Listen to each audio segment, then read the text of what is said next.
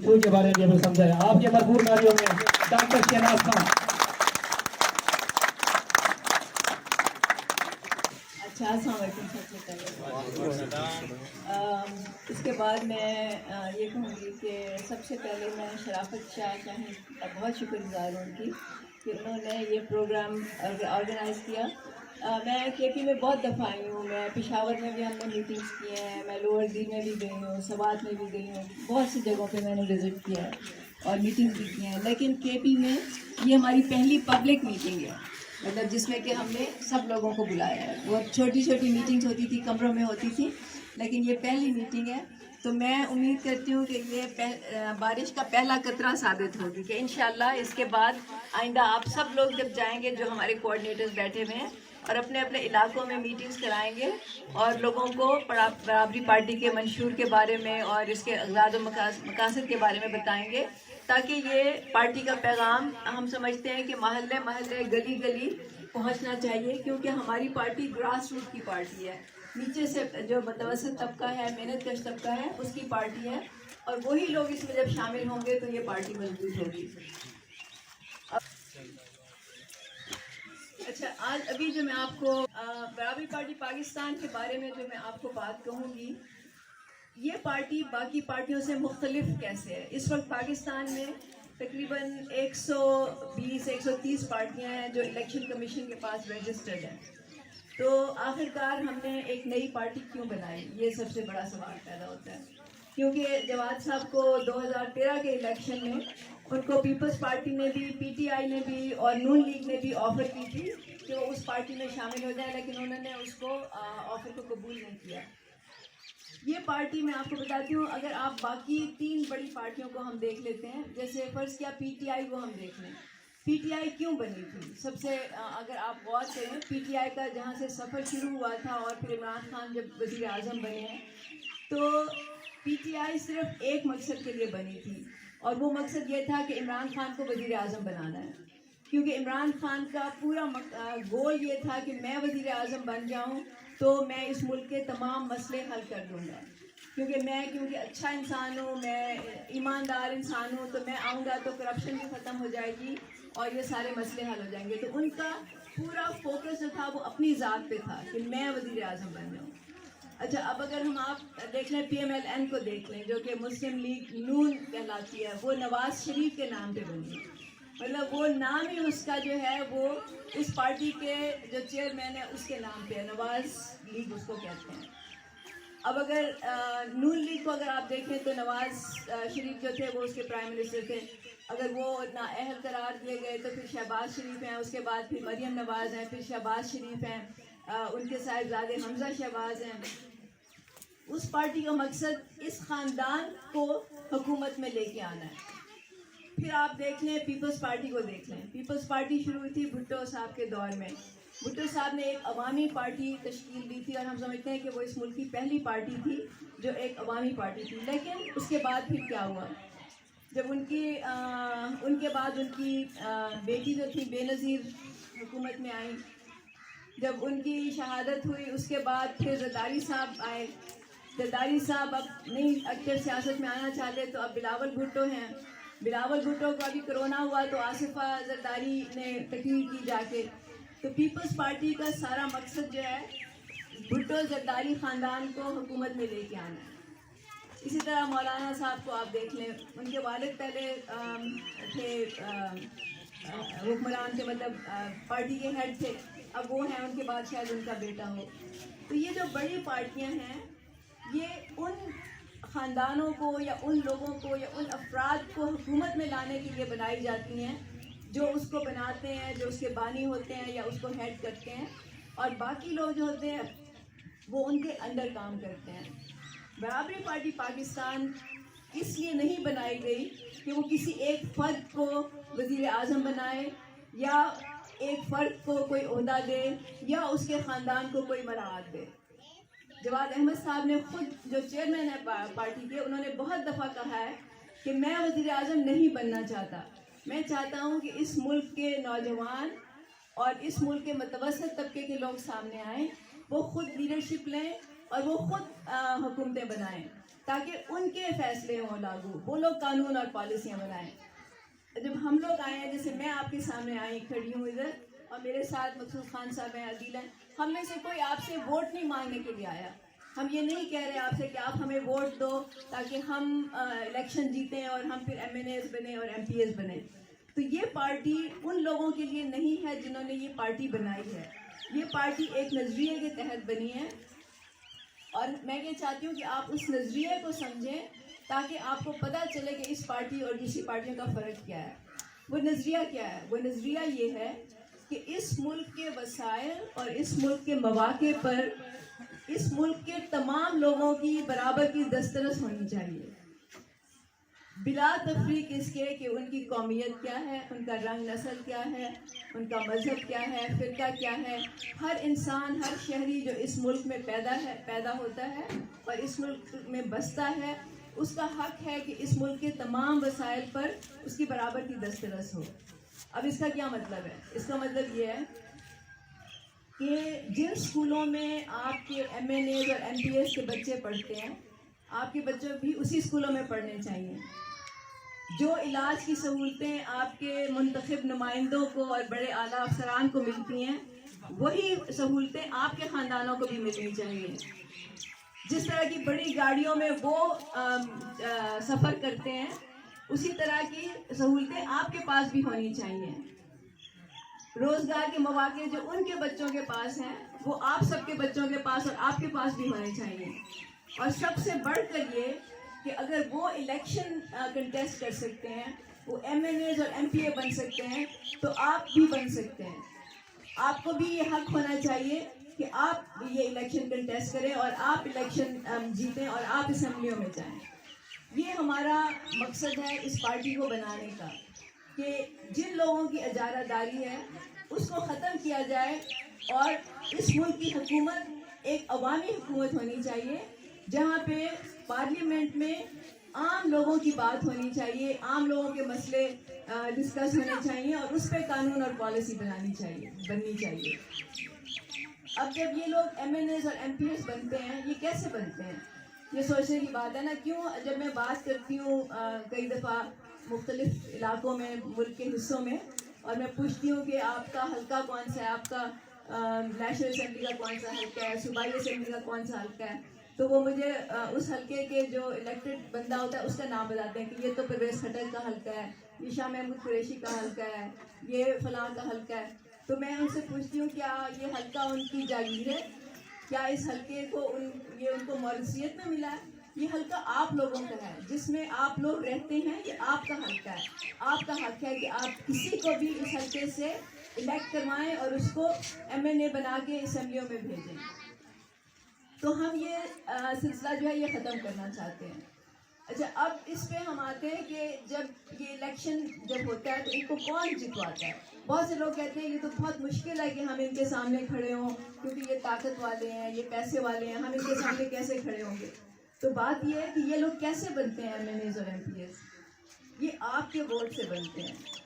آپ لوگ ان کے لیے نہ صرف ووٹ آپ ان کو دیتے ہیں، بلکہ آپ ان کے جلسوں میں جاتے ہیں، آپ ان کے نعرے لگاتے ہیں، آپ ان کے جھنڈے پکڑتے ہیں، آپ ان کے پیچھے گاڑیوں کے پیچھے بھاگتے ہیں، تب ان کو طاقت ملتی ہے. تو اصل طاقت آپ کے ہاتھ میں ہے. اگر آپ لوگ یہ سب کرنا چھوڑ دیں تو یہ ان کی طاقت ختم ہو جائے گی. ابھی آپ نے دیکھا پی ڈی ایم میں جلسے جو ہوئے ہیں، اس میں عام لوگ ہوتے ہیں نا، تو ان کو کیا سمجھ نہیں آتی کہ نواز شریف، مریم نواز اور ان لوگوں نے کچھ نہیں کیا آج تک ان کے لیے، تو وہ کیوں جاتے ہیں اس میں؟ یہ ایک طرح سے ذہنی طور سے لوگوں کو مفلوج کر دیا گیا ہے. ان کے ذہن میں یہ بٹھا دیا گیا ہے کہ بس ایم این ایز اور ایم پی ایس یہی لوگ بن سکتے ہیں، آپ لوگ نہیں بن سکتے. اور یہ مختلف طریقوں سے کیا گیا ہے. انہوں نے بہت سی باتیں ایسی کہی ہیں کہ عزت اور ذلت جو ہوتی ہے وہ خدا کے ہاتھ میں ہوتی ہے. انہوں نے کہا ہے کہ امیر اور غریب خدا بناتا ہے. انہوں نے کہا ہے کہ زمینیں جو ہوتی ہیں وہ اور کاروبار وہ خدا کی برکت سے بڑے ہوتے ہیں.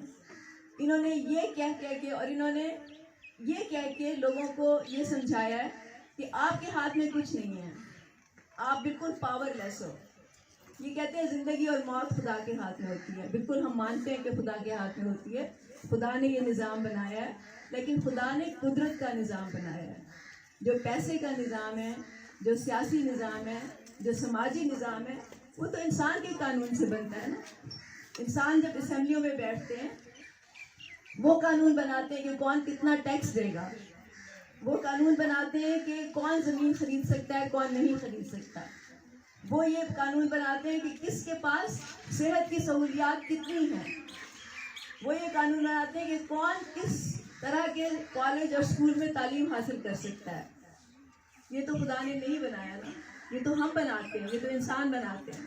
تو جو انسان ان اسمبلیوں میں بیٹھے ہوتے ہیں وہ اپنے فائدے کے قانون بناتے ہیں. جب یہ لوگ اسمبلیوں میں جاتے ہیں تو یہ اپنے لیے ٹیکس کا قانون بناتے ہیں, یہ اپنے لیے مراعات فائدے ڈھونڈتے ہیں, یہ ایک ہی دفعہ میں اپنی تنخواہیں بڑھا دیتے ہیں. ان کو یہ نہیں سوچتے کہ اس ملک میں ایسے لوگ ہیں جو 8,000 10,000 12,000 میں زندگی گزارنے پہ مجبور ہیں. ایسے بھی لوگ ہیں جو 2 وقت کی روٹی نہیں جن کو ملتی. اس ملک میں 3 کروڑ بچے اسکول نہیں جا رہے, اس میں 50% بچے جو ہیں ان کو 2 وقت کا پورا کھانا نہیں مل رہا. یہ لوگ نہیں سوچتے, اس پہ قانون نہیں بناتے, اس پہ یہ بحث بھی نہیں کرتے, اس پہ یہ بات بھی نہیں کرتے اسمبلیوں میں, کیونکہ یہ ان کا مسئلہ ہی نہیں ہے. ان کے تو یہ مسئلہ نہیں ہے نا.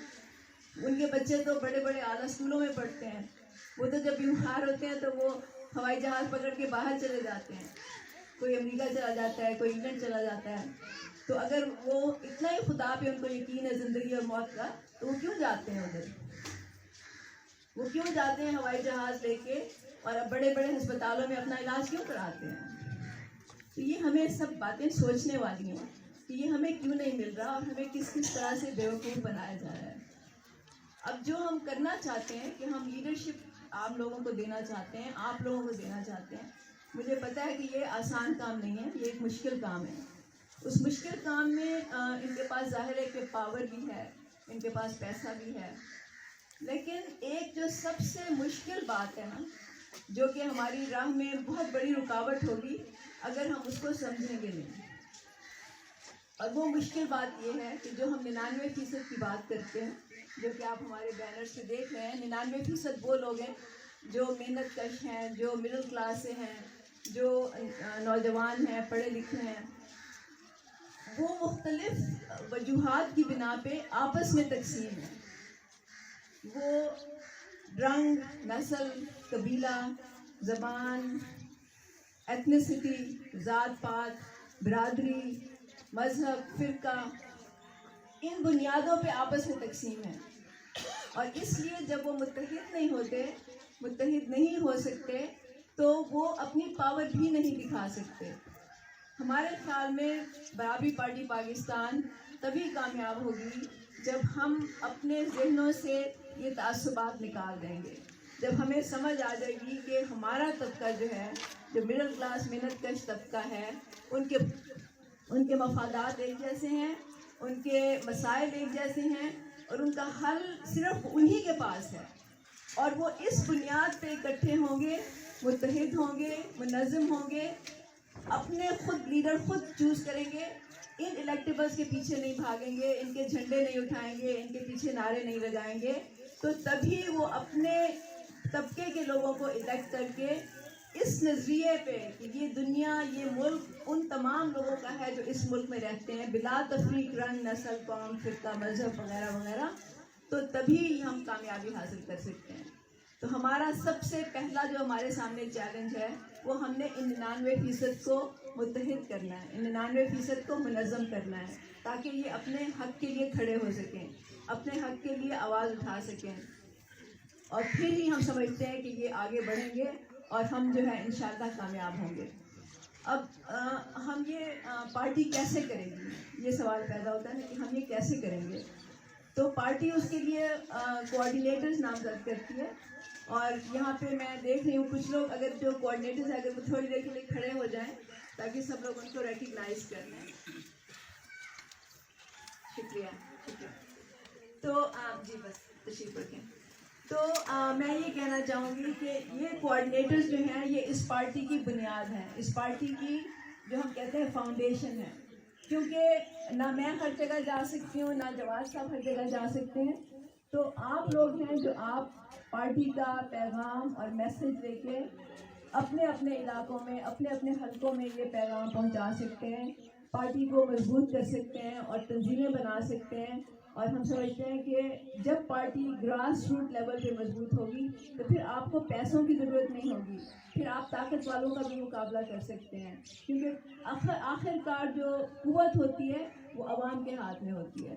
اس دنیا میں اگر آپ تاریخ پڑھیں گے تو جتنی بھی تبدیلیاں آئی ہیں، اس دنیا میں جتنے بھی بڑے بڑے حکمرانوں کو، بڑے بڑے ڈکٹیٹرز کو، بڑے بڑے فرعونوں کے تختے جو الٹے ہیں وہ تبھی الٹے ہیں جب عوام نے اپنی قوت کو سمجھا تھا اور ان کو یہ پتہ چلا تھا کہ ہمارا حق ہم سے لیا جا رہا ہے اور ہماری حق تلفی ہو رہی ہے اور ہم نے اس کے لیے آواز اٹھانی ہے. اور جیسے ابھی شرافت چار نے کہا کہ ہم تھوڑی بہت بزدلی دکھاتے ہیں، ہم ڈر جاتے ہیں، ہم سمجھتے ہیں پتہ نہیں ہمارے ساتھ کیا ہوگا. تو کیا ہم یہ نہیں، جب ہم خدا کی بات کرتے ہیں تو کیا یہ نہیں خدا نے کہا کہ اگر آپ مجھ سے صرف ڈرو گے تو کوئی آپ کا کچھ نہیں بگاڑ سکتا؟ ہم ان جھوٹے خداؤں سے کیوں ڈرتے ہیں؟ ہم ان کے سامنے کیوں سر جھکاتے ہیں؟ اس ملک میں ہر دوسرا شخص جو ہے اس نے کوئی سوشل تنظیم بنائی ہوئی ہے، کوئی وہ چیریٹی کرتا ہے، کسی نہ کسی حوالے سے لوگوں کی مدد کرنے کی کوشش کرتا ہے. لیکن اور جو کہ ہم سمجھتے ہیں کہ اچھی بات ہے، لیکن سوال یہ پیدا ہوتا ہے کہ اس کو یہ کرنے کی ضرورت کیوں آتی ہے؟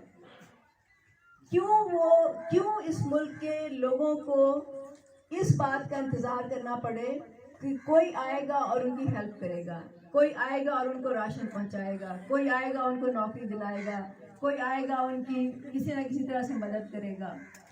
ہم سمجھتے ہیں کہ نظام ایسا ہونا چاہیے کہ ہر شخص کو اس کا حق ملے، ہر انسان کو وہ سب کچھ ملے جو اس کی بنیادی ضرورت ہوتی ہے، اور جس میں ہم کہتے ہیں کھانا، کپڑا، گھر، تحفظ، تعلیم، صحت، روزگار، یہ سبھی چیزیں شامل ہیں اس میں.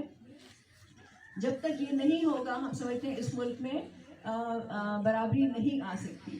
تو ہماری پوری جدوجہد جو ہے وہ اسی نظام کے قائم ہونے کے لیے ہے، اور اسی لیے ہمارے کوآرڈینیٹر جو ہیں وہ ہمارے لیے بہت اہم ہیں، کیونکہ یہی وہ پیغام لے کے جائیں گے.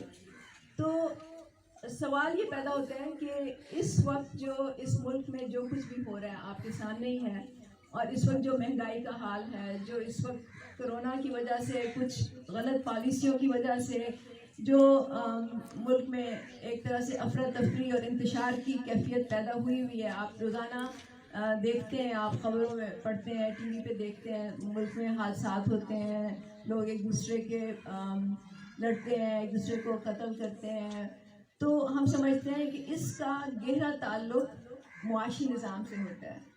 جس معاشی نظام میں ناانصافی ہوگی، جس میں دولت کچھ ہاتھوں میں مرتکز ہوتی چلی جائے گی اور امیر و غریب کا فرق بڑھتا چلا جائے گا، اس سے اس معاشرے میں ضرور انتشار پھیلے گا، اور آخر کار وہ معاشرہ جو ہے وہ ڈسٹرکشن کی طرف جائے گا، کنسٹرکشن کی طرف نہیں جائے گا. تو ہم سمجھتے ہیں کہ اس کا اگر سد باب نہ کیا گیا، اس کو اگر ہم نے ابھی سے اس کے لیے آواز نہ اٹھائی، اس کو ہم نے یہ نہیں لوگوں کو بتایا کہ آپ کو اس کے لیے کھڑے ہونا ہے، نہیں تو آپ کی آئندہ نسلوں کے لیے کوئی مستقبل ہمیں اچھا نہیں نظر آ رہا، تب تک یہ ایسا ہی چلتا رہے گا. تو آپ میں سے جو لوگ میری بات سن رہے ہیں، سمجھ رہے ہیں، آپ کو یہ پیغام لے جا کے اپنے اپنے محلوں میں، گلیوں میں دینا چاہیے، اور برابری پارٹی پاکستان میں شامل ہونے کی دعوت دینی چاہیے، تاکہ ہم یہ پیغام دور تک پھیلائیں. اب اگلے جو لوکل گورنمنٹ الیکشن آئیں گے، ہم سمجھتے ہیں کہ ہم پارٹی کو چاہیں گے کہ امیدوار جہاں جہاں یونین کاؤنسل میں لوگ ہیں جو کہ الیکشن کنٹیسٹ کرنا چاہتے ہیں، ہم اپنے مڈل کلاس محنت کش لوگوں کو وہاں پہ ٹکٹ دیں گے. اور ٹکٹ ہم جب بھی دیں گے جہاں پہ پارٹی کی تنظیم مضبوط ہوگی، جو وہاں کے لوگ ریکمینڈ کریں گے. ہم کوئی الیکٹیبلز نہیں دیں گے، ہم پیراشوٹرز نہیں دیں گے. جو اس حلقے کے لوگ ریکمینڈ کریں گے، جو پارٹی کے ساتھ کھڑے ہوں گے، پارٹی کے منشور پہ کھڑے ہوں گے، وہ جس بندے کو کہیں گے کہ اس کو ٹکٹ ملنا چاہیے، وہ اس کو ہم ٹکٹ دیں گے. کیونکہ ہم سمجھتے ہیں کہ آخر کار جہاں تنظیم مضبوط ہوگی، جس کوآرڈینیٹر نے اپنے حلقے میں ایک مضبوط تنظیم بنا لی، جہاں پہ ممبر سازی ہوئی، جہاں پہ کمیٹیاں بنی، جہاں پہ ہر یو سی میں پارٹی کی ایک تنظیم بنی، وہاں سے اس علاقے کے لوگ کسی کو بھی کھڑا کر دیں اور عہد کریں کہ ہم نے اس بندے کو سپورٹ کرنا ہے، ہم نے اس کے لیے کیمپین کرنا ہے، ہم نے اس کے لیے جلسوں میں جانا ہے، ہم نے اس کے لیے جلسے ارینج کرانے ہیں، ہم نے اس کے نعرے لگانے ہیں، ہم نے اس کے جھنڈے اٹھانے ہیں، ہم نے اس کو فائنینشلی بھی سپورٹ کرنا ہے اگر ضرورت ہو۔ اتنی مضبوط تنظیموں تو یاد رکھیں کہ آپ کا جو نمائندہ ہوگا وہ ان لوگوں سے کہیں زیادہ طاقتور ہوگا جو صرف پیسے دے کے الیکشن جیتتے ہیں اور پیسے دے کے پھر وہ اسمبلیوں میں جاتے ہیں اور وہاں جب پہنچتے ہیں تو وہ اپنے آپ کو حکمران سمجھتے ہیں اور آپ کو اپنے کارکن سمجھتے ہیں۔ دراصل آپ لوگ حکمران ہیں، کیونکہ جیسے ابھی انہوں نے کہا بھی تھا کہ جب یہ لوگ اسمبلیوں میں جاتے ہیں تو ان کی تنخواہیں، ان کا جو لائف سٹائل ہے، ان کے نوکر، ان کی گاڑیاں، ان کے بنگلے، ان کے پروٹوکول، ان کے باہر کے دورے، ان کے بچوں کے خاندانوں کے علاج، ان کے جو ان کو اور سہولیات ملتی ہیں وہ کہاں سے ملتی ہیں؟ کون اس کے پیسے دیتا ہے؟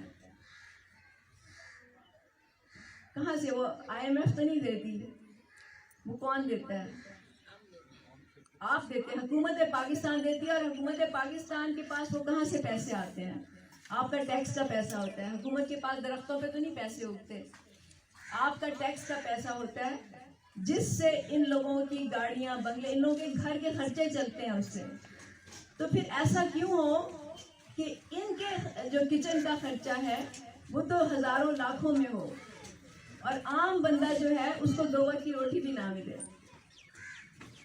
ایسا کیوں ہو کہ ان کے پاس گاڑیاں اور بنگلے ہوں اور عام لوگوں کے پاس ایک سائیکل بھی نہ ہو، گھر بھی نہ ہو سر چھپانے کو؟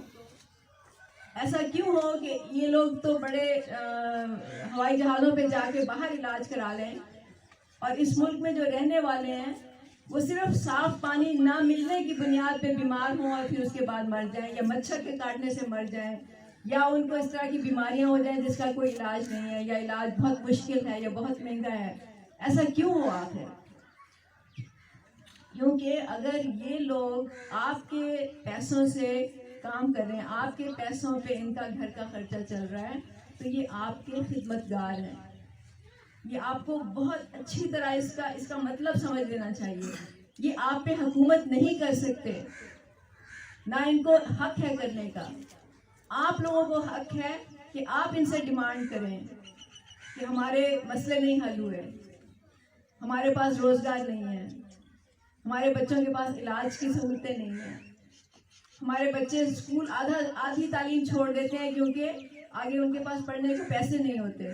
کتنے نوجوان ہوتے ہیں جن سے میں روزانہ بات کرتی ہوں اور انہوں نے کسی نے میٹرک کے بعد نہیں پڑھا، کسی نے FA کے بعد نہیں پڑھا، کوئی پڑھ رہا ہے تو ساتھ ساتھ پرائیویٹ پڑھ رہا ہے، جاب بھی کر رہا ہے، ساتھ میں کچھ تھوڑا بہت بزنس بھی کر رہا ہے۔ کیوں ایسا ہو کہ ہمارے بچے جو ہیں ان کو اتنی زیادہ محنت کرنی پڑے اور ان کے بچے جو ہیں وہ ایچیسن میں پڑھ رہے ہوں اور وہ بڑے بڑے اسکولوں میں اور پھر باہر جا کے پڑھ رہے ہوں، اور جب وہ پڑھ کے آئیں تو پھر وہ ہم پہ ہی حکمران ہو جائیں دوبارہ سے؟ یہ پورا نظام جو ہے، یہ پورا نظام صرف ایک طبقے کے لیے بنا ہے اور وہ ہے 1% طبقہ۔ اس ملک کا اصل مقصد، اصل جو پرابلم ہے، جو مسئلہ ہے وہ یہی ہے کہ یہ 1% طبقہ ہے جس کو اگر آپ نے اپنی ہمت سے، اپنی محنت سے، اپنے نظریے سے، ثابت قدمی سے، منظم ہو کے اور متحد ہو کے اگر ان کا مقابلہ نہیں کیا تو یہ ہمیشہ کے لیے آپ پہ حکومت کرتے رہیں گے۔ جس طرح کے 5 سال پچھلے جو 70-72 سال سے جب سے پاکستان بنا ہے تب سے یہ لوگ حکومت کرتے آئے ہیں، اور ایسا ہی ہوتا رہے گا اگر آپ لوگ ان کے سامنے کھڑے نہیں ہوں گے۔ تو یہ میں بار بار آپ سے کہہ رہی ہوں، کیونکہ یہ ہمیں روزانہ سننا پڑتا ہے کہ ہم نہیں کر سکتے کیونکہ ہم کمزور ہیں، کیونکہ اگر ہم کریں گے تو ہمیں شاید کوئی نقصان پہنچا دے، کیونکہ اگر ہم کریں گے تو ہماری شاید نوکری چلی جائے۔ تو یاد رکھیں کہ انہوں نے انسانوں پر، اس ملک کے انسانوں پر اس طرح سے کنٹرول کیا ہوا ہے کہ نوکریاں ان کے ہاتھ میں ہیں۔ یہ سمجھتے ہیں کہ انہوں نے اگر آپ کو نوکری دے دی ہے تو اب آپ ہمیشہ کے لیے ان کے احسان مند ہو اور نہ صرف آپ بلکہ آپ کے خاندان اور پورا کئی دفعہ پوری ذات برادری جو ہے وہ ان کو ووٹ دے گی, وہ ان کو سپورٹ کرے گی, کیونکہ انہوں نے آپ کا ایک کام کرا دیا ہے, یا کسی کو تھانے سے چھڑوا دیا ہے, یا انہوں نے کسی کا علاج کروا دیا, یا کوئی اور آپ پہ انہوں نے احسان کیا ہے. تو سمجھتے ہیں یہ لوگ کہ انہوں نے اب آپ پہ حق اپنا جتا دیا کہ آپ نے ہمیشہ ان کو ووٹ دینا ہے اور ان کی سپورٹ کرنی ہے. کئی دفعہ یہ لوگ الیکشن کے دوران راشن تقسیم کرتے ہیں, کئی دفعہ یہ لوگوں کی جب الیکشن کا ٹائم آتا ہے آپ کو پتہ ہے یہ لوگ آتے ہیں اور پھر اچھی اچھی باتیں کرتے ہیں اور پھر اس کے بعد یہ آپ کو نظر نہیں آتے.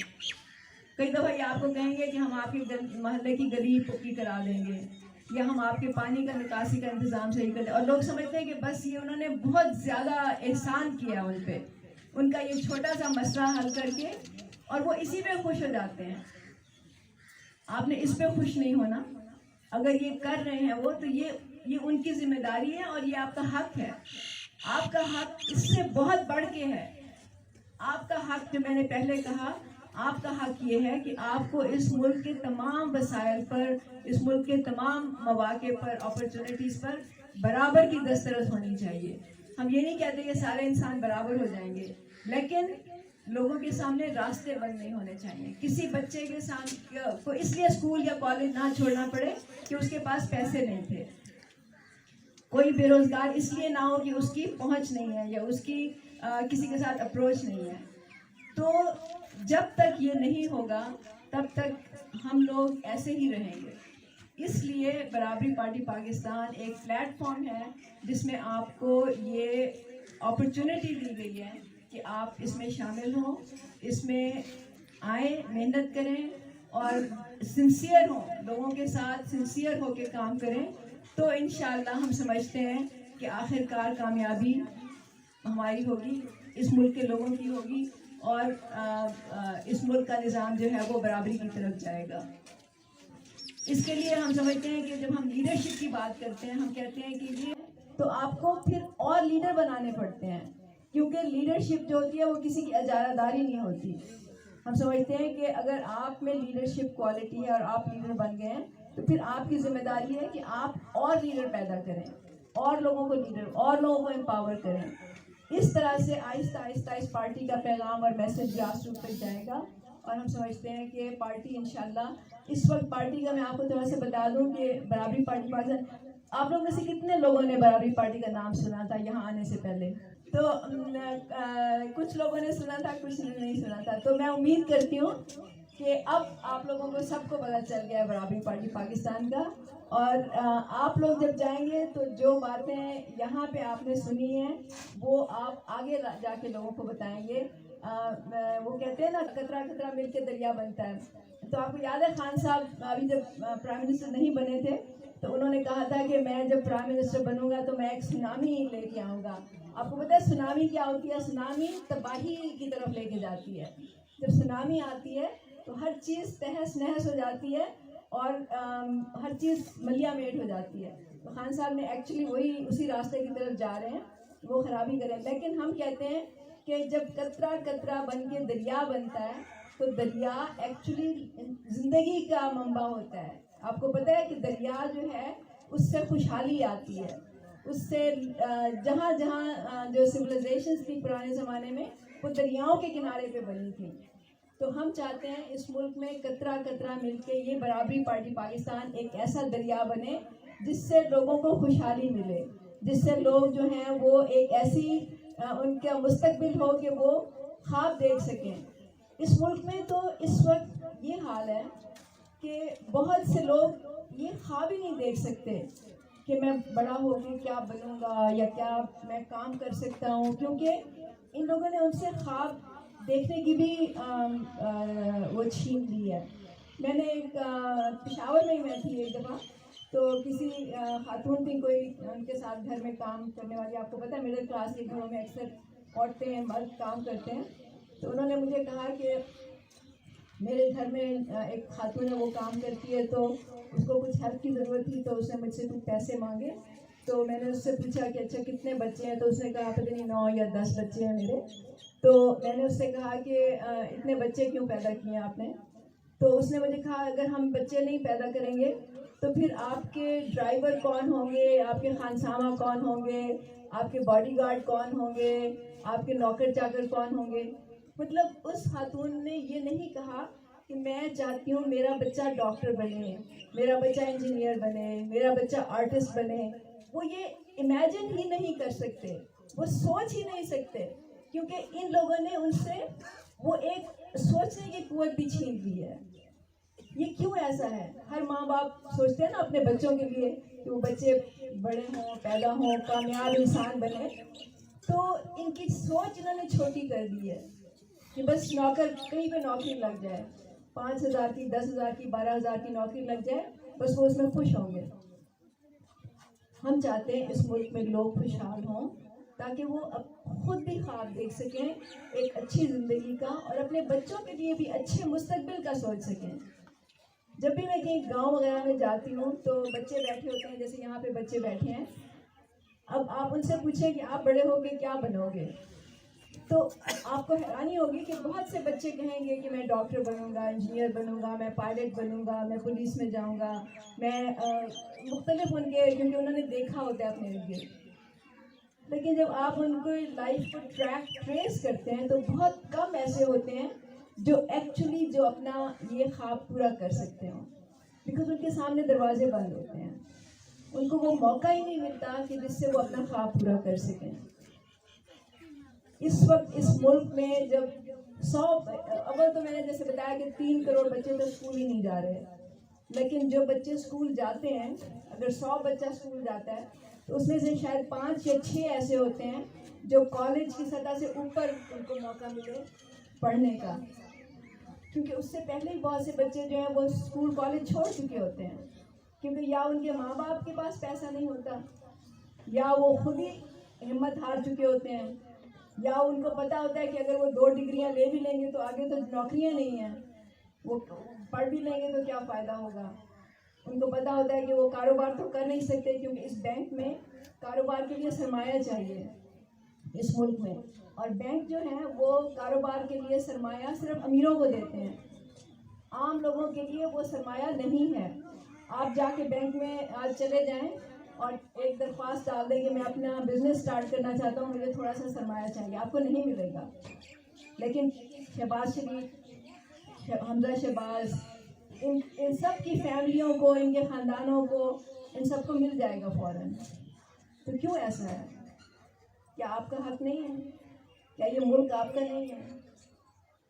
اب کہتے ہیں یہ کہ پاکستان بہت غریب ملک ہے, پاکستان میں تعلیم عام نہیں ہو سکتی, ہم ہر بچے کو تعلیم نہیں دے سکتے کیونکہ حکومت کے پاس پیسہ نہیں ہے. تو یہ کیسا ملک ہے جس میں پیسہ جو ہے وہ لوگوں کے بینک بیلنس تو ہیں پیسے, لوگ تو یہاں پہ آپ کے شامل ہوں. دنیا میں انسان کو خدا نے ان جانوروں سے مختلف پیدا کیا نا, کیونکہ انسان کا ذہن ہے, اس میں سوچنے سمجھنے کی صلاحیت ہے. جانور جو ہوتے ہیں وہ انسٹنکٹ پہ زندہ رہتے ہیں, مطلب بھوک لگتی ہے تو کھا لیتے ہیں, نیند آتی ہے تو سو لیتے ہیں. لیکن انسان ان چیزوں پہ قابو پا کے اگر اس کا کوئی مشن ہے, اگر اس کا کوئی مقصد ہے لائف میں, تو وہ ان چیزوں پہ اپنے انسٹنکٹس پہ قابو پا کے وہ آگے بڑھ جاتا ہے, وہ پلان کر سکتا ہے, وہ اس دنیا کو چینج کر سکتا ہے. اور اس دنیا کو چینج کیا گیا ہے, بیماریوں کے علاج وہ ہوئے ہیں, مطلب ملے ہیں اس وقت لوگوں کو. بہت سی ٹیکنالوجی میں کتنی پروگریس ہوئی ہے, ذرائع مواصلات دیکھ لیں آپ, ٹرانسپورٹیشن کی, اب تو چاند پہ ہم پہنچ گئے ہیں. تو یہ انسان کی ایک خداداد صلاحیت ہے جس کی وجہ سے انسان کو اشرف المخلوقات کہا گیا ہے. تو اس ملک میں مجھے افسوس ہوتا ہے دیکھ کے کہ بہت سے لوگ ایسے ہیں جنہیں انسان بننے کا ہی موقع نہیں ملتا. وہ صبح اٹھتے ہیں, محنت مشقت کرتے ہیں, بازار جاتے ہیں, ڈیلی دہاڑی کرتے ہیں یا کنسٹرکشن کرتے, کچھ پورا دن محنت کرتے ہیں, اور پھر شام کو آ کے وہ جو بھی کمایا ہوتا ہے اس سے اپنے اور اپنے خاندان کے لیے کھانا روٹی مہیا کرتے ہیں, سو جاتے ہیں. اگلے دن پھر وہی چکر شروع ہو جاتا ہے. ان کے پاس ٹائم ہی نہیں ہوتا کہ وہ سوچیں, ان کے پاس ٹائم ہی نہیں ہوتا کہ وہ اس بات کو, ان کے ادراک ہی نہیں ہوتا کہ ہم انسان ہیں یہ ہماری زندگی نہیں ہونی چاہیے ایسی. ہمیں تعلیم ملنی چاہیے, ہمیں صحت کا نظام ہونا چاہیے ہمارے پاس, ہمارے بچوں کے لیے ایک روشن مستقبل ہونا چاہیے. تو جب تک یہ ہمیں نہیں سمجھ آئے گا کہ اس ملک میں بہت سے لوگ ایسے ہیں جن کو انسانی بنیادی ضروریات ہی مہیا نہیں ہیں, اور ہم اس کے لیے اسٹرگل نہیں کریں گے, کیونکہ وہ نہیں کر سکتے, کیونکہ ان کے پاس ٹائم نہیں ہے. ان کے پاس 2 وقت کی روٹی کھانے کے لیے ان کو پورا 12 گھنٹے شاید کام کرنا پڑتا ہے. تو یہ وہ سب لوگ جن کو اتنا ان کے پاس ہے, اتنی استطاعت ہے, ٹائم بھی ہے, تھوڑا بہت ان کے پاس انرجی بھی ہے, تھوڑا بہت پیسہ بھی ہے جس سے وہ خوشحال ہیں تھوڑے بہت. تو یہ ہماری سب کی رسپانسبلٹی بنتی ہے. ہم یہ کبھی بھی نہیں کہتے کہ ہم غریبوں کے لیے کر دیں گے, ہم کبھی بھی نہیں کہتے ہم لنگر کھولیں گے, ہم پناہ گاہیں کریں گے جیسے عمران خان کہتے ہیں. ہمارے نزدیک غریبوں کے لیے کام کرنے کا مطلب یہ نہیں ہے کہ ہم ان کو خیراتی بنا دیں گے, ہم ان کو خیرات دے دیں گے, ہم ان میں راشن تقسیم کر دیں گے. نہیں, ہمارے نزدیک انسانوں کی مدد کرنے کا مقصد یہ ہے کہ ان کو وہ حق ملے, ان کو کسی انسان کو کسی کے سامنے سر جھکانے کی ضرورت نہ ہو, کسی انسان کو کسی کے سامنے ہاتھ پھیلانے کی ضرورت نہ ہو. یہ ہوتی ہے جب ہم سمجھتے ہیں کہ ایسا نظام جس میں انسانوں کی ضروریات پوری ہو رہی ہوتی ہیں. تو یہ ہم سب مل کے کریں گے, لیکن یہ ہوگا نہیں جب تک کہ اس ملک کے 99% لوگ جو ہیں وہ اپنے اختلافات بھلا کے وہ اس ایک مشن پہ متحد نہیں ہوں گے, منظم نہیں ہوں گے. اسی لیے ہم کوئی اور بحث نہیں کرتے, کوئی اور بات نہیں کرتے, ہم صرف ایک بات کہتے ہیں, یہ ملک اس 99% کا ہے, اور اس ملک پہ ان 99% کا اتنا ہی حق ہے جتنا 1% کا ہے. ہم کسی انسان کے خلاف نہیں ہیں, ہم کسی کی برائی نہیں کرتے, لیکن ہم اس نظام کے خلاف ہیں. اور پھر ظاہر ہے کہ جو لوگ اس نظام کو پروٹیکٹ کر رہے ہیں, جو اس نظام کے نمائندے ہیں, اگر وہ ہمارے خلاف کھڑے ہوں گے تو پھر ہم بھی ان کے خلاف کھڑے ہوں گے. اس میں کوئی شک نہیں ہونا چاہیے. بہت شکریہ.